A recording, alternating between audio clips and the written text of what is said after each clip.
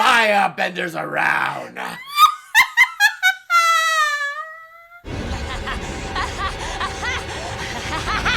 Oh, that's creepy. We're talking Avatar, The Last Airbender. Heavy spoilers ahead.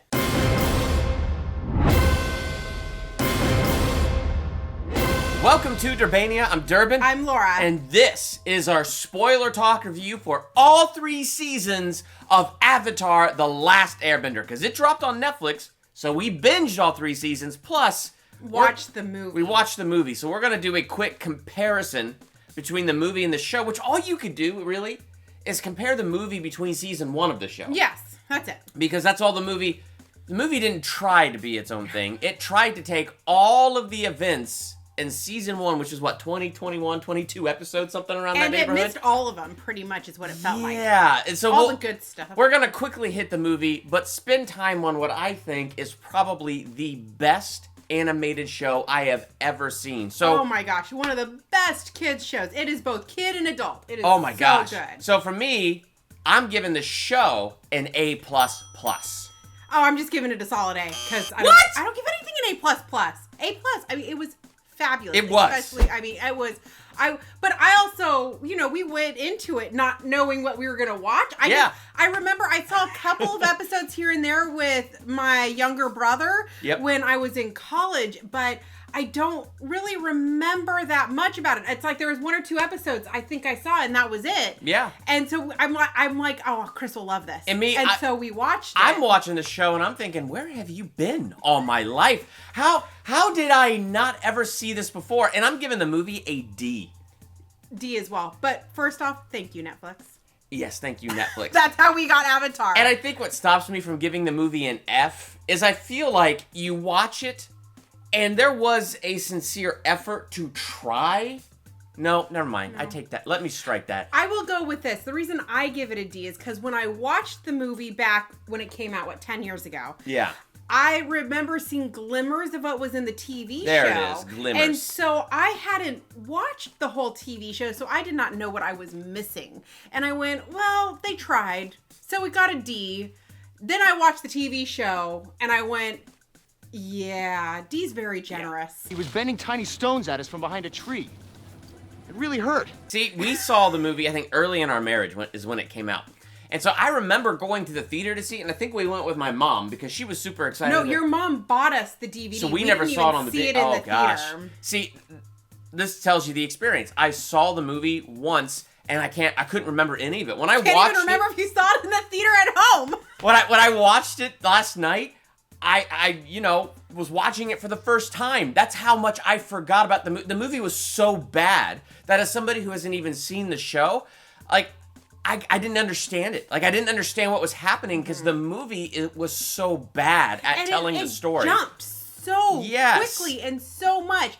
And most importantly, the thing that I hated about the movie was the mispronunciation of all the names. No, did you watch the show? It's Aang, movie. My name is Ong. I'm Aang. It's Aang. I mean, how hard is it to copy the cartoon? Do they have to have their own spin on it? I'm curious to know why they did that, or if they just were not very intelligent and they just didn't know what they were saying. No, they obviously weren't watching the show. If they had watched the show, they would know how to pronounce the names. Now look, she and I are pretty much new fans to the show. Yes, so we'll probably mispronounce the names as well. But if we mispronounce a name, it's just out of pure innocence because, we're still processing an entire 3-season show. We will be very close to how the names are pronounced. It won't be obvious like Aang. The movie is supposed to be Aang is correct. This effort and this research put into it as they put it together, and they're calling him Ong, the main character whose name they say all the time. It was very infuriating. Oh my gosh. But anyway, the funny thing... Sokka's name they said wrong too. I know. It was just disappointing. One of the funny things to me about comparing season 1 of the show with the film is how they both open. And it's funny because I rewatched the opening of the show having watched the movie, and within the first 2 minutes of the show, when we first meet Sokka and Katara, within 2 minutes, I know their characters. Within 2 minutes, I kind of see the sincerity, the heart, and the humor, especially with her excited about water bending the fish in the bubble. He accidentally pops it and he's drenched, and he's like, why is it that every time you play with magic water, I get soaked? Those moments are hysterical. That was a great moment. And so right there, the tone of the show was set. The movie, same thing. I saw their complete lack of character. I did everything Dad said to do. I watched what side of the fin tracks are more indented. That shows you which direction they're going. I saw how long the drag skids are. That shows you how fast they're going. Their complete lack of heart and humor. Just the way the two characters, Katara and Sokka, are introduced in the very beginning set the tone for the whole movie. Yeah. But it's all for the negative. What's your name? How did you get here? I need to ask you something. What? Please, come closer. What is it? Will you go penguin sledding with me? And I felt like in the movie they tried to make them innocent yet adults. So there was a lack of humor altogether. They tried in a couple spots and it fell flat. Trying to eat me.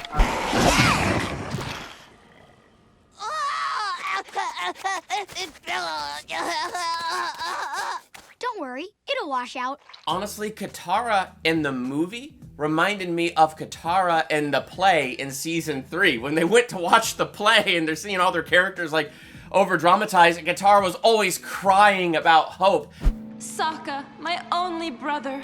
We constantly roam these icy South Pole seas, and yet never do we find anything fulfilling. Well, that's just silly. I don't sound like that. Oh man, this writer's a genius. Actually, yeah. And I feel bad because it's like, as somebody who loves acting, and I've done a lot of acting myself, I don't want to sit there and put it all on the actors, because I'm sure they did the best they could with what they had, and I'm sure that they were being told what to do, and I'm also sure there was a lot lost in translation from filming to editing. Yes. Because it just felt like there was a lot lost in translation, period, with the movie. So I always have a hard time wanting to, say the actors were horrible, because I know how hard it is to be an actor. But at the same time, I look at it, I go, the way her character came across on the screen, it was the version from the play. But even so, still with less character. Yeah, it was just disappointing. And I think part of the reason it was so disappointing is we did not have time to develop any characters, because they were doing an entire season in I think it was an hour and 45 minutes in that area somewhere. Well, and that made it disappointing. One of my other frustrations with the movie, in the cartoon, the fire comes from the characters. Yes! They don't need to grab fire from somewhere else and use that to firebend. Yep. Whereas in the movie, they all had to grab fire from somewhere else. They had to light fires to be able to firebend, except for one scene when Uncle Ira is able to. Ira. Yes. I said that. I'm sorry. When Uncle Iro. I said it right. I'm sorry. When Uncle Ira. Now you're making me question how I say it. But that scene where Uncle Iroh in the movie shot fire out of his hands. And everybody freaked out like, oh, he's bringing the fire from himself. I'm sorry, that was not a big scene. He went in the cartoon when he was down there trying to protect the spirit fish. Yeah. The moon and the ocean fish. He said, I will do worse to you than what you could ever do to that fish. Whatever you do to that spirit, I'll unleash on you tenfold. Let it go now. He is a very formidable Yes. fire. I mean, honestly, he's supposed to be the Fire Lord. Prince Zuko's dad, Fire Lord Ozai, he killed the previous Fire Lord, and he just took the place saying that that's what he wanted. Yep. When in actuality it belongs to Uncle Ira. But neither here nor there. Because that never really gets brought back in But the the point show. is you see, he's formidable in the Yes. show. But the movie decided to interpret that as nobody can use fire except if it's around. Yes. But Uncle Iroh could pull it out of thin air. Anywhere he wants. And I'm like, yeah, I don't like that. Yeah, I didn't like that either. That kind of bugged me. I don't know. I mean, it's such a little thing, but it really bugged me. Here's another little thing where the movie had no heart. When the waterbenders faced the evil general, and they put a bubble of water around him and just sort of drown him. It's like, well, I was watching that movie and I was like, wait, they did it different in the show, and I couldn't quite remember because, we just binged 3 seasons. So I went back and rewatched the first episode, and then I remembered because when the water comes up and it grabs that evil general, it's when you have Zuko and the general fighting each other for the second time in the show, and the water picks up the evil general, and Zuko actually reaches out his hand and says, "Take my hand," and has some compassion on him. And the general refuses to take his hand and die. So it's like...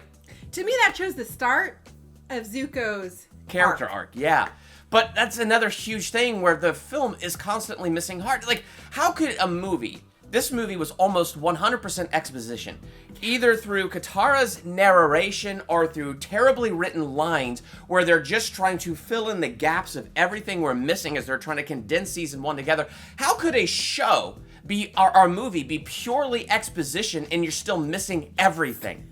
No wonder the first time I watched this movie, it totally left my brain. And because I remember watching it now, back in that day, and I didn't understand it at all. Yeah, no, and so somebody who's new to the whole genre thinking, I should watch the movie first. No, don't actually never watch the movie. Never watch it. Watch the cartoon only. The movie's just bad. Everything about it. It was just rushed. That's the problem. I think they wanted to get so much in there, and because of it, it lacked. I mean, one of the things we said while we were watching the movie is there were no main characters. No. Everybody was a supporting character to the narration. Nothing. Yeah, it's like the narration was the main character, but even that was a bad main character. And it's just so, I wasn't connected to anybody. And one of the other things that was great in the movie is when you see Aang become the Avatar. Not in the movie, I'm sorry, in the cartoon, in the show. When you see Aang become the Avatar, he becomes that, I don't know if there's a blue fish monster. When he becomes that and he takes out the Fire Nation and gets them to retreat, that was so cool. Instead, you see him become the Avatar and do this for 10 minutes in the movie, and all it does is make a giant wave and they retreat. Yeah, and that was the other thing. In the movie, they would do these... they were not bad looking movements, but they were these dance movements that did not correlate with the bending. Yes. Oh, and the most obvious scene is when they are with the Earth Tribe, and you see these guys, 6 or 7 of them, doing this crazy coordinated movement. And then there's a rock this big that shoots, and that's it. And it's really? And I'm like, if all of a sudden this huge wall came up, I would have been like, yeah! But nope. And yet the series... The elements move with their movements. And that was one of the things that impressed me about the animation of the show was the martial arts and the time they took to make the martial arts look good. The movements look real. And the movements flowed with their, with their element that they were using. Yes. It was just, and so there's this time where you see Katara practicing and Aang practicing water next to a river halfway through the movie. And you just see the water keep going. You don't see anything happen. Oh, yeah, they're doing the movements in the water. Basically a form, but nothing's happening. So what's the point of doing a form if nothing's happening? Whereas in the series, we watch them practice the forms, and the water is moving and doing things with what they're doing. The other thing I love about the series is as Aang is trying to master the elements, it's interesting because... he's an airbender, so water bending came naturally to him because air is fluid and flows, and so is water. Water is a bit different because it's all about the element of change, but it was still similar enough that he was able to pick up on it really fast. So you understood why he can master water bending. In the show, the element that was hard was earth. Yes, because earth is firm and immovable, and so he is more fluid, and what he had to learn how to do was to stand firm, and that's what made... Talk about Toph. You love Toph. Oh, if she could be turned into an animated character, she's amazing. Toph. Okay, so now we're going to get into the show, which was brilliant. Yeah, movie as we've said D, multiple we're times. done. Yes. So, Toph, just when she came in, I'm like, 1, she's awesome. Yes. And 2, I thought really when they first brought her in, she was going to be one of those guest appearances. She was going to be there for 3 or 4 episodes, and then she would disappear. Yeah. But once episode 2 came out, I'm like, dude, you cannot get rid of this girl. I'm like, that's what's going through my mind. I'm like, I am already sad and grieving when she walks away from the group because, she's done training them. And she stayed. So glad she was stayed. there for the next 2 seasons because she was my favorite character. She did not doubt who she was. She was strong, always like the earth.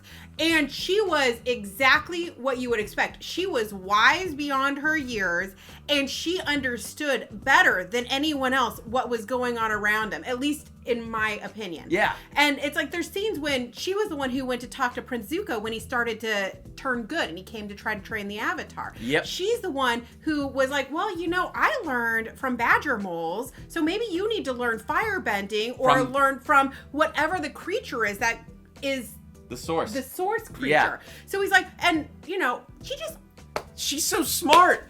Oh my gosh, if it wasn't for her, I have no idea how they would have done anything in that season 2 or 3. It's amazing because she is amazing. I remember just loving season 1 for what it was, and I loved the core Team Avatar. Like, those characters were so lovable. But it's interesting, you don't know anything's missing until they bring in Toph. As soon as they brought in Toph, you're like, I didn't know that was what was missing from that group, but that is what was missing. And now we have it, and that is brilliant. So Toph was just I understand the reason she fantastic. was... Oh, sorry. And I understand the reason she was introduced in season 2, because in season 1 it was Katara for water. Yeah, it was water. Now we're about Season Earth. 2 is Earth. Zuko's always there, but season 3 is when he became part of their posse. Man, his character arc was so good that it literally stressed me out. Like, that's so true. It was, I mean, season 1, it was hilarious because here he is the bad guy, but he's the bad guy you love to hate. Well, and I think that's because of Uncle Ira. Yes. Uncle was the best. I love Uncle. I wanted him to be my uncle. And even though, like, I was watching the show and I couldn't escape that I was Sokka. I would want to be Zuko because of the fire bending. I'd want to be Aang because being an avatar, or any of the other benders. But no, I could not escape the fact that the character I most related to, and if I was turned into an animated character, it'd be Sokka. So when he got his space sword at the end, I was like, yes! His meteor sword. Well, he called it like his space sword. Yeah, he did call it a space sword because it was from the war, right? And so when he learned to sword fight and stuff, like, I was like, yes, okay, I feel better being Sokka. But I was with Sokka those times where everybody's a bender and has this special power, and he's like, well, what do I got? I'm like, I relate to that. I'm like, you're the so glue, much. man. Unknowingly, he's glue that gets them all to stay together. But I loved, anyway, but Zuko's character arc was so powerful to me because, so good. Like I said, you love to hate him in season 1, but you see the spark of hope, and you're with Uncle. Like Uncle, you see the good in him, and you want the good to come out. And for me, in season 1, I was like, but will the good ever come out? I kind of see him as the bad guy, but as the bad guy I'm always going to love. Oh, and then when the moment happens in season 2 for him to help the Avatar, he's in Ba Sing Se with his uncle. Yes! And Katara was about to heal his eye, or attempt to heal his eye. Thank goodness she didn't heal his eye because she needed to bring... heal Aang. Yeah. But it was just, oh my gosh, I'm like, do it. And he turns, and Uncle Ira has to fight him and fights everybody and gets him off, and it really, that scene. The show is so good. I really thought it was going to happen right then and there. I really thought that finale of season 2, he had made the turn and was the good guy. And that's what was so brilliant about the writing of that character.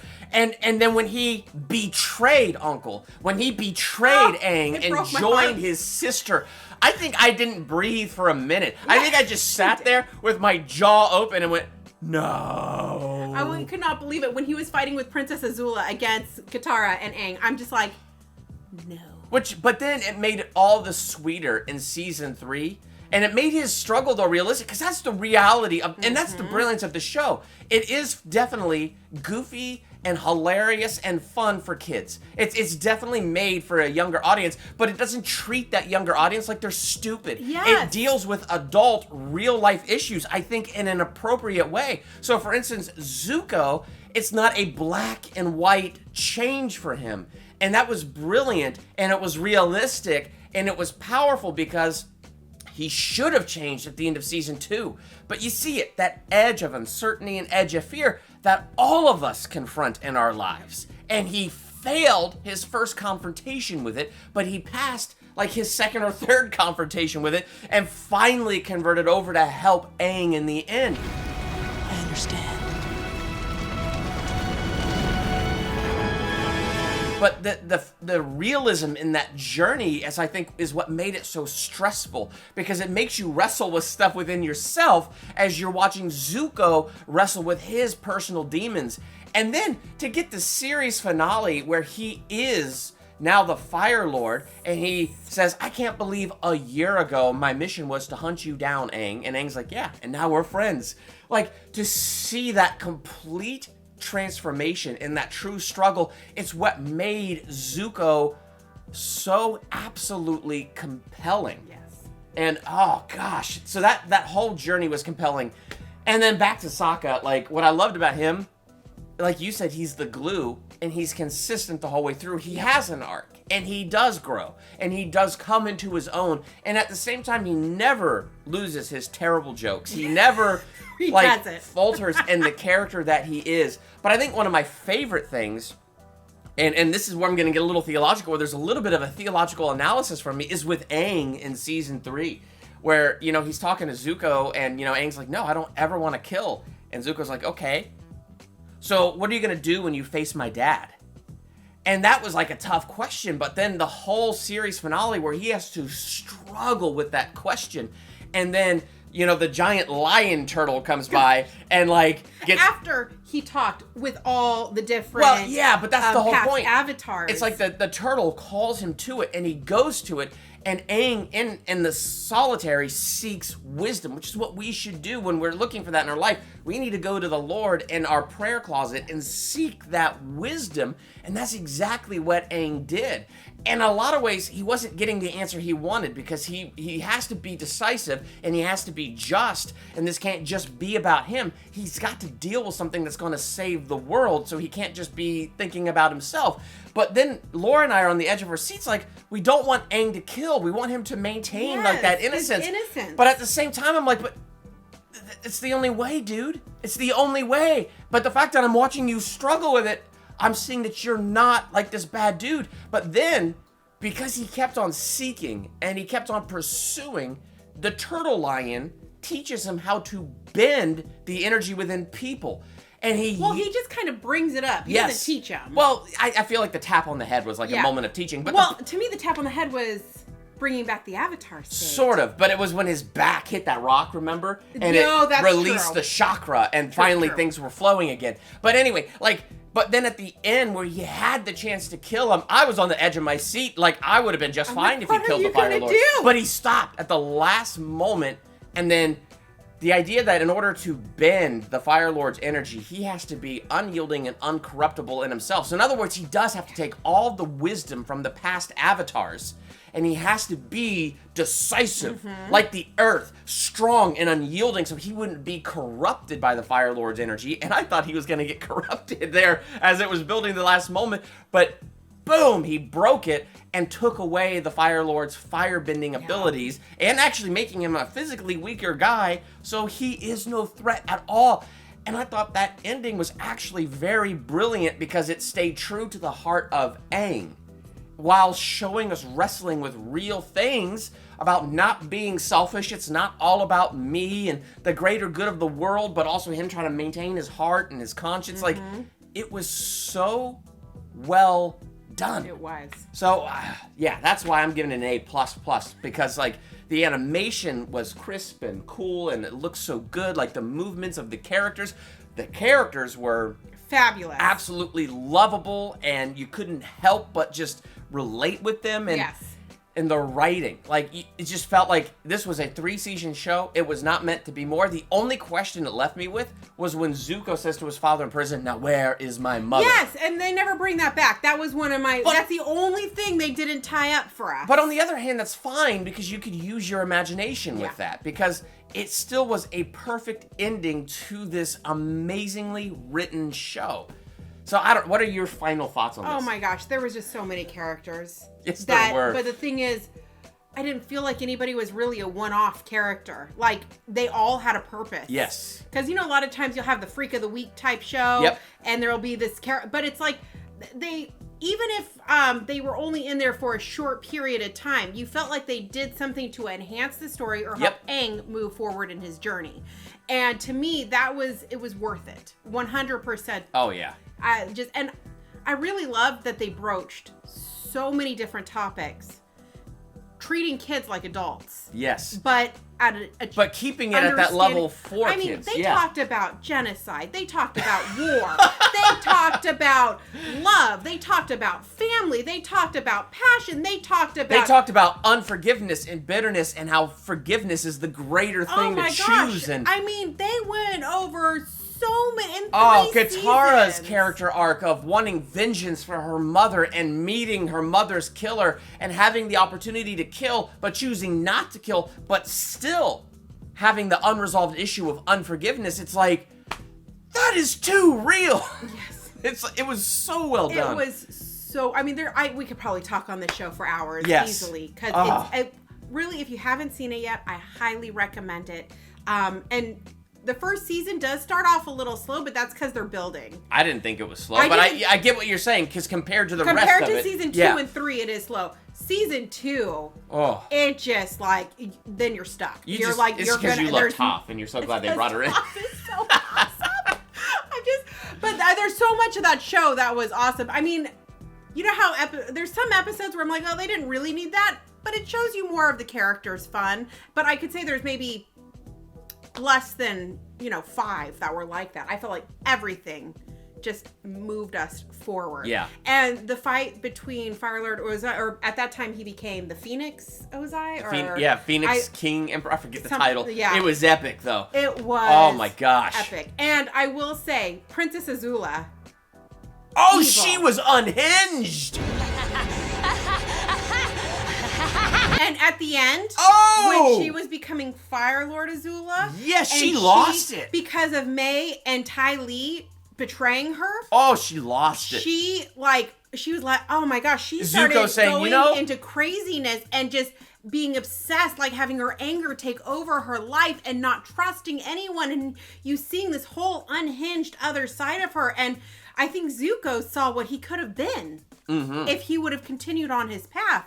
Yep. And so it was just... It was good. It was good. Whew. So if you have not seen Avatar, I'm sorry that you sat through this whole thing and heard us talk about the ending. But that's okay, because honestly, it won't ruin it that much for you, because you got to experience it for yourself. It's on Netflix. You can binge all 3 seasons. Forget the movie. Yes. But you probably already know that. So check that out for sure. A+++. Miss you just added another plus. I did. 3 pluses. Miss Negative Nancy here just gives it an A. A is a solid score. I am a very pessimistic person. I do not give A's lightly.